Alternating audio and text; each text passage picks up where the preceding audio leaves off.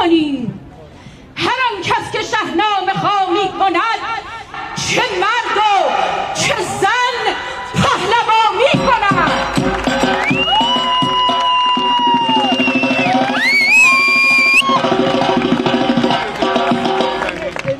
به نام خداوند جان و خرد، که از این برتر اندیشه بر نگذرد.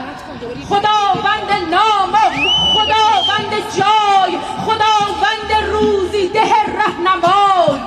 به موری دهد مالش نر شیر، شود پشه بر پیل جنگی دلیر.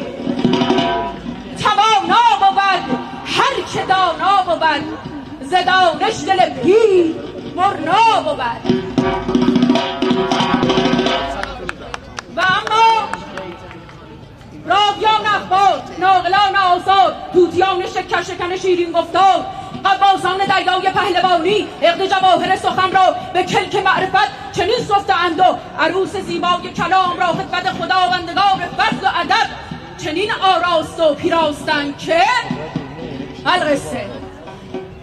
بعد از جنگ رستم و سهراب خبر به گوش ایرانی ها رسید که بیان برای جنگ با سهراب. اما این خبر از گوش بانوگشسپ دختر رستم پنهان نماند. بانوگشسپ همراه 30,000 خطه جنگجو حرکت به سوی جبهه جنگ. رسیدن بانوگشسپ بشنوید از پیران ویسه و سهراب به دنبال الوای نیزه‌دار. الوای نیزه‌دار همون رستمه. وقتی که گیو به دستور کیکاووس میره که به رستم بگه بیا جنگ برای سهراب، رستم یادش میاد میگه من از دخت شاه سمنگان یکی، پسر دارم و هست او کودکی. من میام برای جنگ، اما اونجا من و رستم صدا نزنید، اسم من اونجا الوای نیزه‌داره. و اما بشنوید از پیران ویسه و سهراب که به دنبال الوای نیزه‌دار دست بالا تاق محراب ابرو دارن نگاه میکنن، میبینن یک لشکر از اون ور تپه ها داره نزدیک میشه. چه نگاه کردن دیدن یک نقابدار جلوی لشکر داره حرکت میکنه. پا در حلقه رکاب حرکت به سوی لشکر. کسی تو کسی که راه بر من بسته ای؟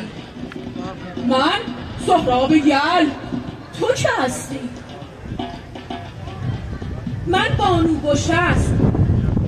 بانوگشسپ دختر الوای نیزه‌دار. همین را بدان که اگر از اینجا از میدان جنگ برنگردی، فردا در جبهه جنگ به تو شقت میکنم. سهراب تا این رو شنید پا در حلقه رکاب برگشت.